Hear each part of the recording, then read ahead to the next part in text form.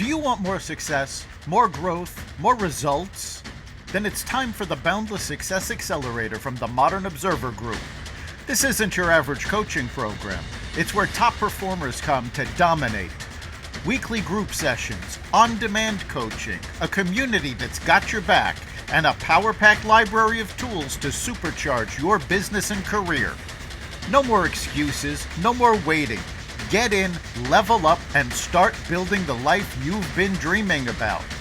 Visit us at modernobserver.com/boundlesssuccess to join today. Let's get you to the next level.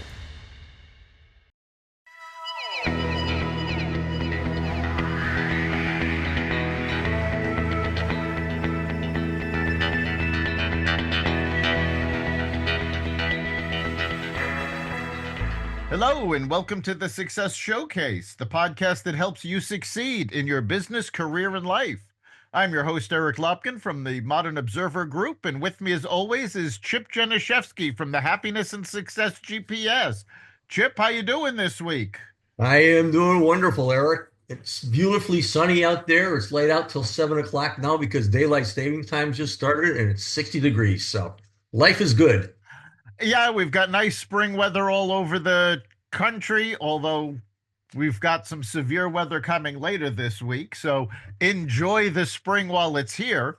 And you mentioned daylight savings time. Of course, as we record this, we are just coming off the first weekend of daylight savings time. We switched the clocks back Saturday into Sunday, which actually makes today the least productive day of the year in the United States, primarily because of people trying to catch up with and get their bodies used to daylight savings time.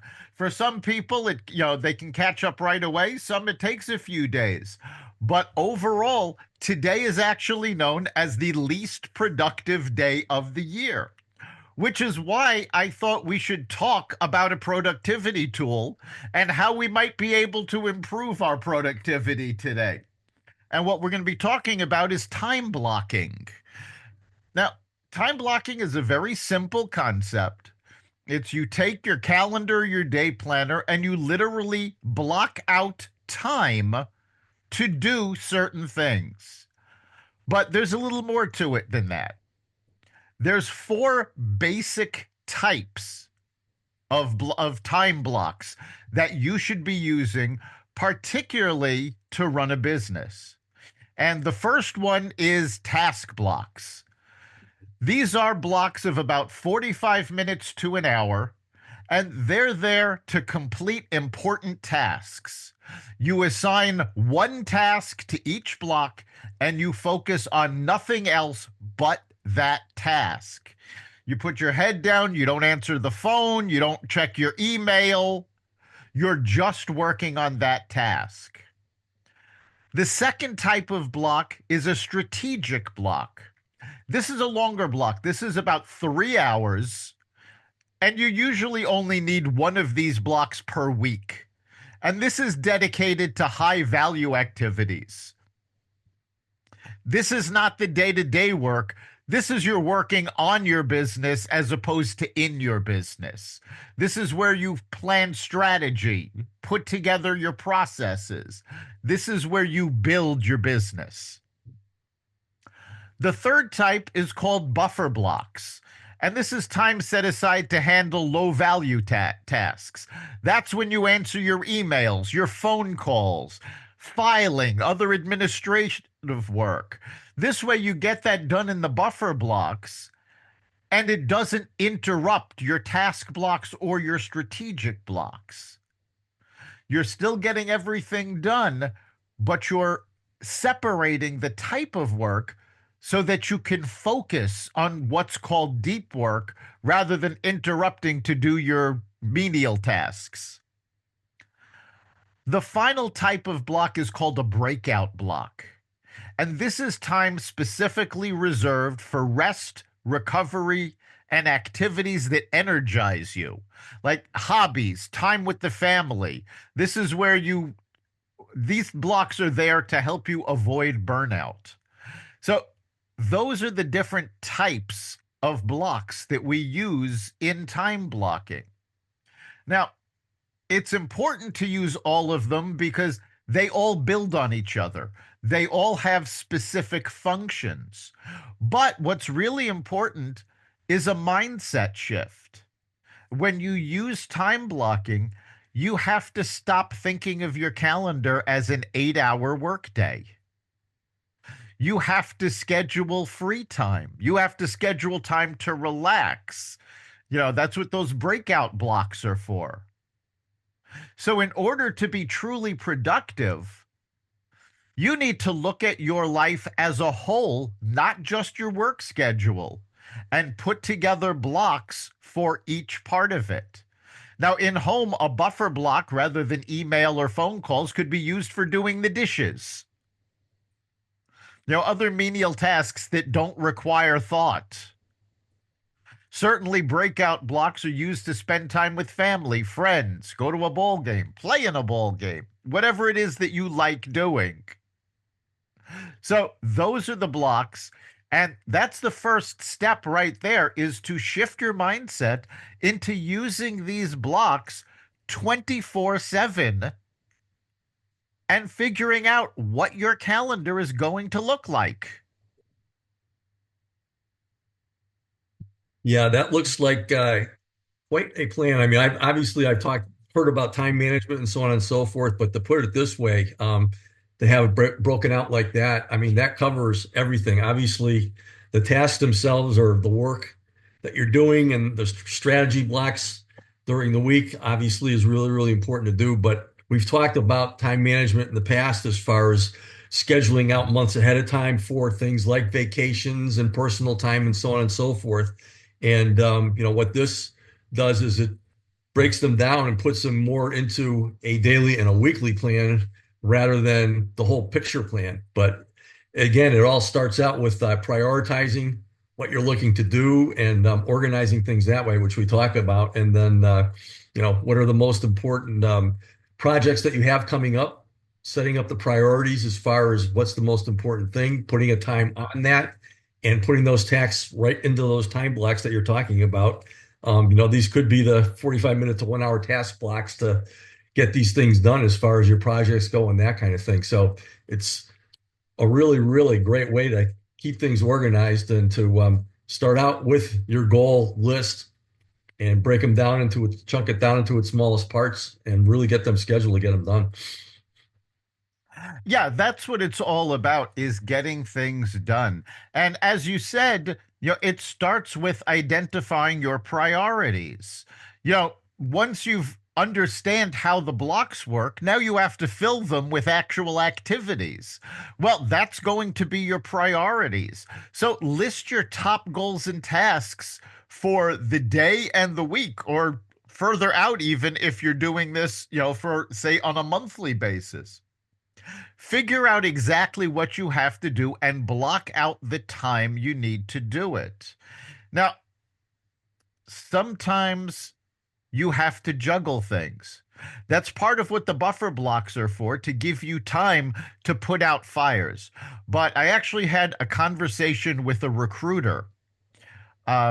This was probably about 10 years ago, and we were talking about time management and time blocking.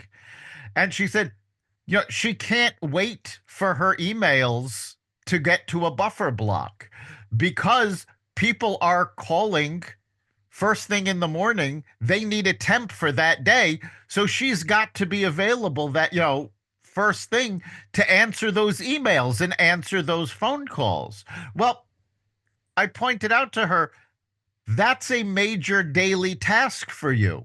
So that wouldn't go in a buffer block. So while many of us think of email and phone calls as putting it in a buffer block because it's not crucial to our work, for her it was. So that became a task block. So you do have to understand what your work is like. Not everybody's calendar is going to look the same. You have to individualize it for you. Yeah, that's a good point. Obviously, You have to take a look at what your business is. If your business is communications and helping people out doing those other things, I'm glad that you brought that up, that it's so important to put your major tasks for your business in that. For a lot of businesses and most businesses, uh, those low value things like email and phones and so on and so forth, they belong in the buffer blocks. But if it's the main part of your business, Right. I can understand a little bit of pushback when somebody's listening to you where that is their business. Exactly. So, but you have to understand that if that's your business, then that's not a buffer block, that's a task block. And yes, going off on a little tangent here, having been one of those temps back when I was in college that would be called first thing in the morning saying, well, we've got an opening for today. We need you to get to such and such a business. Yes, it is very important that you're there taking those calls, taking those emails. So for that, that is a task. That's not a buffer. Filing can be a buffer, pretty much universally. But you have to understand what it is that your priorities are to determine what goes in which block. And then you also need to focus on high impact activities that move you forward towards your goals. So that's something we've talked about a lot, where you have to break your tasks down to what is going to do the most good, moving you forward. Make things, simple steps and put each step into those task blocks. So again, there is quite a bit of planning that goes into this before you actually set up your calendar. You have to know your tasks. You have to know your goals. These are all things we've talked about in the past. The time blocking comes during the implementation process. This is about how you take all of those ideas that you want to get done or have to get done and put them in a plan to actually achieve them. Yeah, I mean, for all businesses, it all starts out with the business plan to begin with. What is the purpose of the business? What's your value add that you're providing, and so on and so forth. So, we have done several podcasts on that, but all that has to be done so that you can come up with a time block plan in the first place. Otherwise, everything's Yes, seemed like buffer blocks to you. right. Yeah, you don't want everything to seem like a buffer block. And you also don't want everything to seem like a task block. Because if all you were to schedule were task blocks, one, it's a recipe for burnout.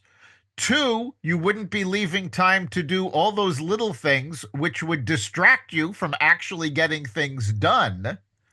And also, you wouldn't be leaving time for the strategic work, which unfortunately is very common. That's what people bump.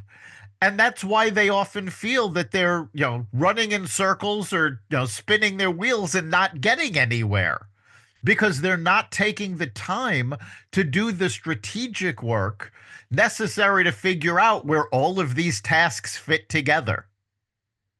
Yeah, I mean, the last block that you talk about is the breakout blocks, which obviously they're very important for long-term planning, but we've talked many times about daily time management and the importance of not doing anything for more than 2 or 3 hours at a time. And you have to put something in there to refresh every day. So obviously your task blocks are going to be part of every day, but I would imagine what we're talking about here is that the breakout blocks have to be part of that every single day also. Well, the breakout blocks can sort of float. Some weeks you could have breakout blocks on every day. Some weeks you might only have one or two during the week. Um, Breakout blocks tend to be longer blocks, so you don't need as many of them. You're talking about putting together blocks of 2 to 3 hours for a breakout block. So Okay. when you do it that way, you only really need one or two a week. However, if you don't have the time, and we've all hit this where we're very busy, we've got a lot of task blocks. If you don't have the time for a 3 hour breakout block, then yes, put in 30-minute to an hour breakout blocks each day. You need to make sure you're getting that breakout time in, but it's not necessarily going to be, you know, the same amount of time every week or the same schedule every week.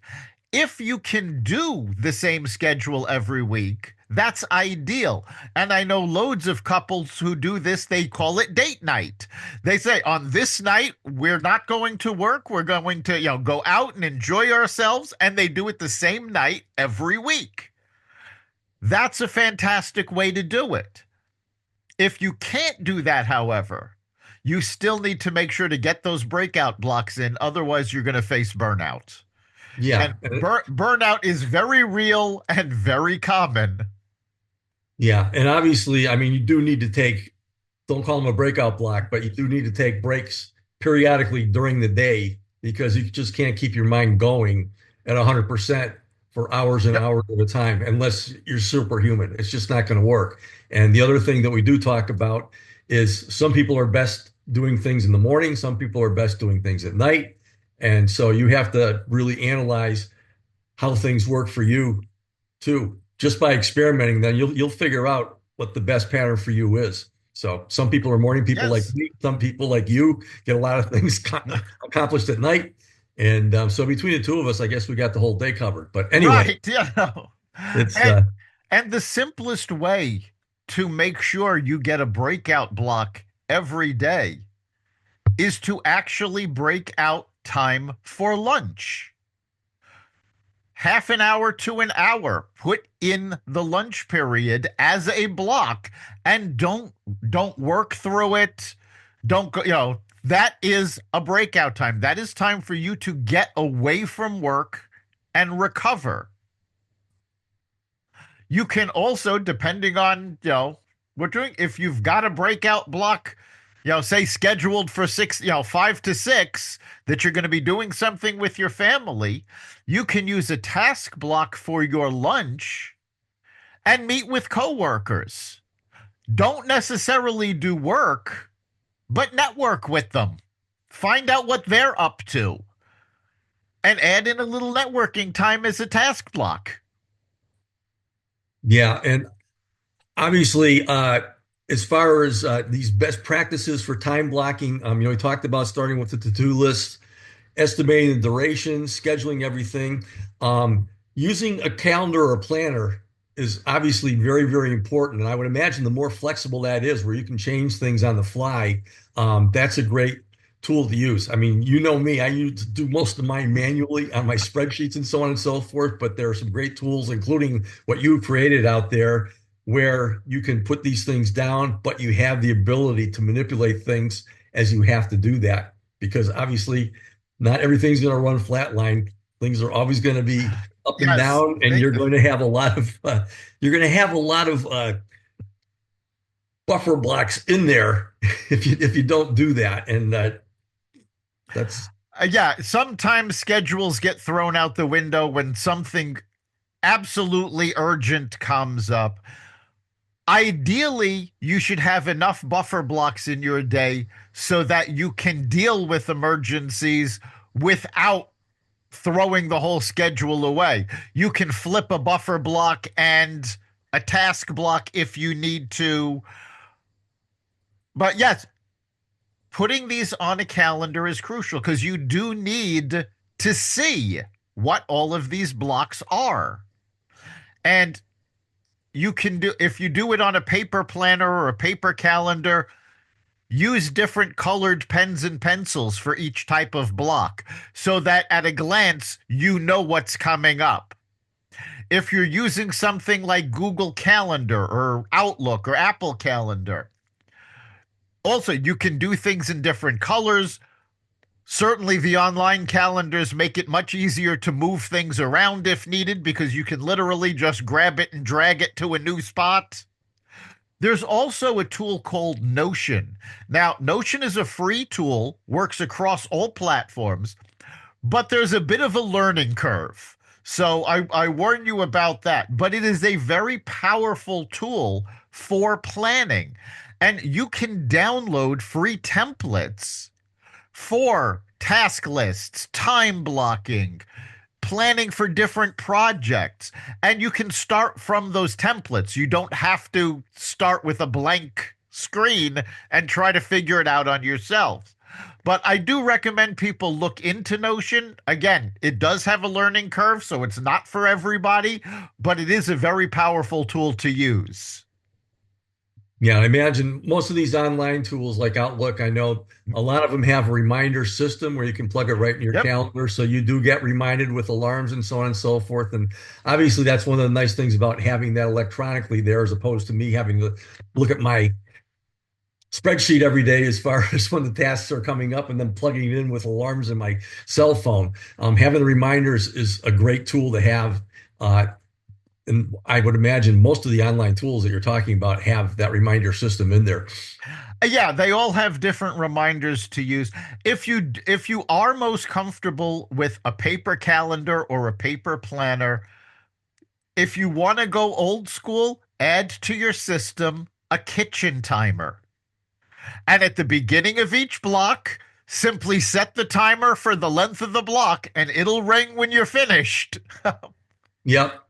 Or I have gotten technology advanced enough to actually be able to use the timer on my phone where that's a little bit easier because actually the kitchen timer that I had broke and I was using that for cooking one time and it wasn't too cool as far as what was going on the grill. So,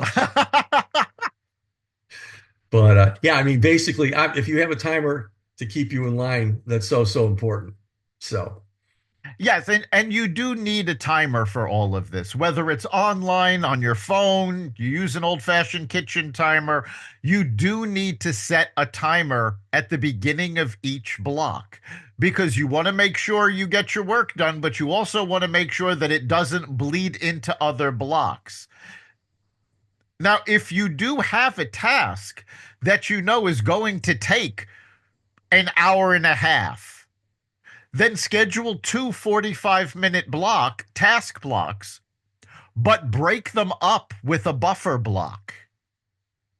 Even this way, if something comes up, if someone's trying to get a hold of you on the phone while you're in the first task block, you don't have to wait till the all the way to the end to get back to them. You give yourself a little time, and if nothing else, use the buffer blocks to stop looking at the computer. That is one of the biggest mistakes most people make is that they get into the groove and they stare at the computer for 2.5, 3.5 straight hours. And by the time they're done, they are cooked. They can't get any more work done because their eyes are so screwed up. You need to be able to schedule blocks where you are not looking at a computer screen.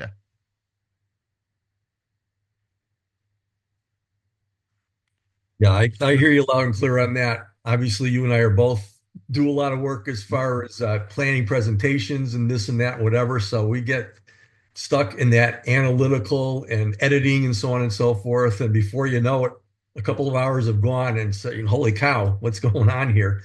And scheduling that buffer block between the tasks, that's one of the big takeaways that I have. I'm going to be talking about that early because at the end you always ask one of the takeaways are, but that one I just wrote down, buffer task. So Yes, you always have to have the buffer blocks. And you can also think of them as break blocks. We call them buffer blocks because occasionally you do have to do other work in them. Again, checking your email, answering messages, things like that. But if you don't have to do your email at that point, and I know folks that schedule specific buffer blocks just for email, and they only do it twice a day, once in the morning, once in the afternoon, and buffer blocks in the middle of the day are simply used to recover from tasks. So it's to shift your focus away, give your brain a moment to breathe, think about what you've done, think about what you're about to do, and prepare for the next task. This way you're taking that stress break And you can always, if you work at home, you can always, use a buffer block to grab something from the kitchen. If you work in an office and you've got a kitchen set up there, same thing. If you don't have a setup, you can use one to, run out to the corner store or local cafeteria and grab something. So you can think of buffer blocks as break blocks. Um, and those two things are interchangeable because again, sometimes you'll be doing the menial tasks, sometimes you'll be taking a break. The key though to both the buffer and break blocks are don't overload your schedule. Leave time for unexpected tasks and leave time to rest. That's what those blocks are for. It's to make sure that you can handle what gets thrown at you during the day without making too big a dent in your schedule so that you're getting the important work done even as the urgent work gets thrown at you. Sounds like a great way to do things. I will never think of time blocking the same as I have, as I will be moving ahead for sure. So, And then what another very important thing is to protect your time blocks. If you are in the middle of a task block and you are in an office and somebody comes by to have a conversation, don't hesitate to tell them, this is not a good time. I'll have time to chat, and tell them when your next buffer block is. So treat your time blocks like appointments. Don't let distractions or low priority tasks take over.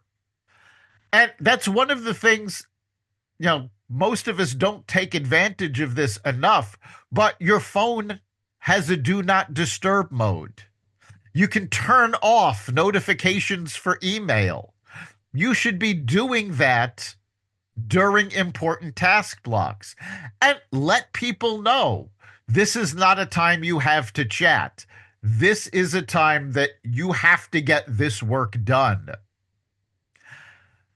And then at the end of the day, take a look at what you did. Take a look what didn't get done and make adjustments to the time blocks for the next day to make sure you can get all of that important work done. Again, urgent work is always going to come down. And we've talked about this in the past, the difference between urgent work and important work. And the fact of the matter is, nothing you do is going to stop urgent work from showing up. This is how you deal with urgent work without it derailing the important work. And that's why time blocking is important, because it lets you get everything that you have to get done.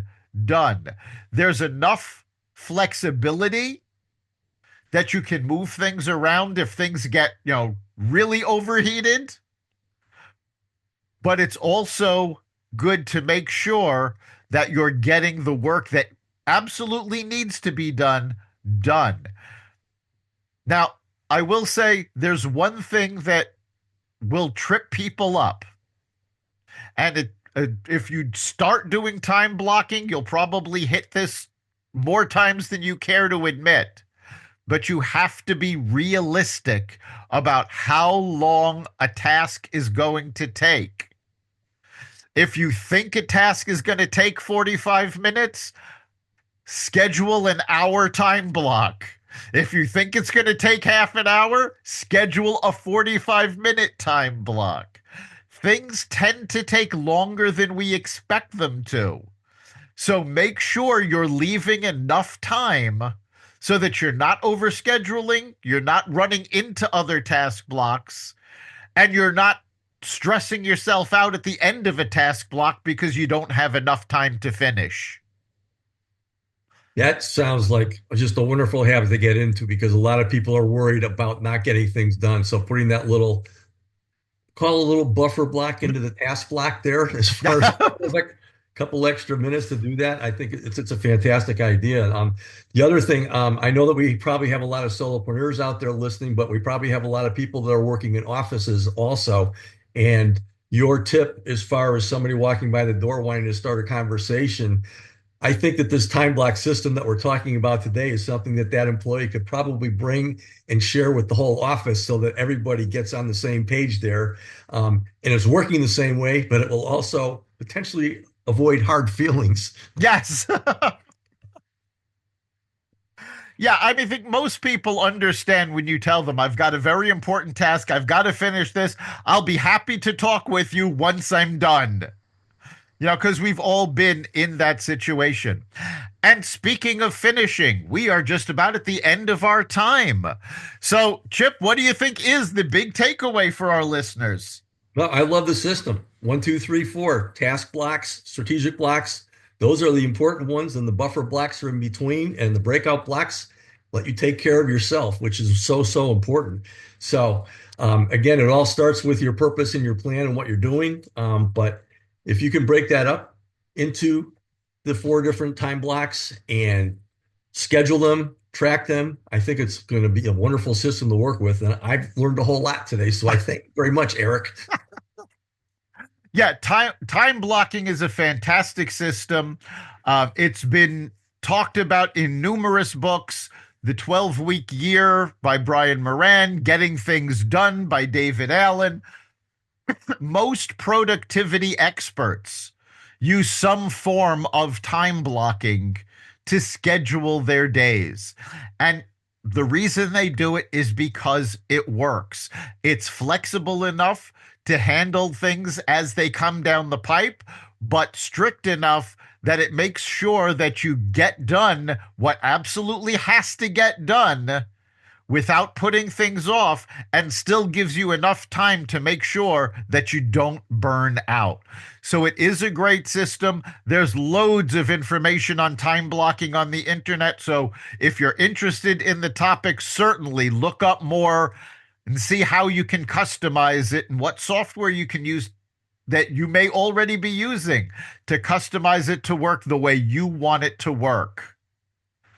You've been listening to the Success Showcase. You can catch every episode of the podcast at xvadio.com, the Apple Podcasts app, YouTube, Rumble, Spotify, iHeartRadio, Audible, Amazon Music, and wherever you find podcasts. Remember, make this your best week ever and make next week even better. We'll see you then.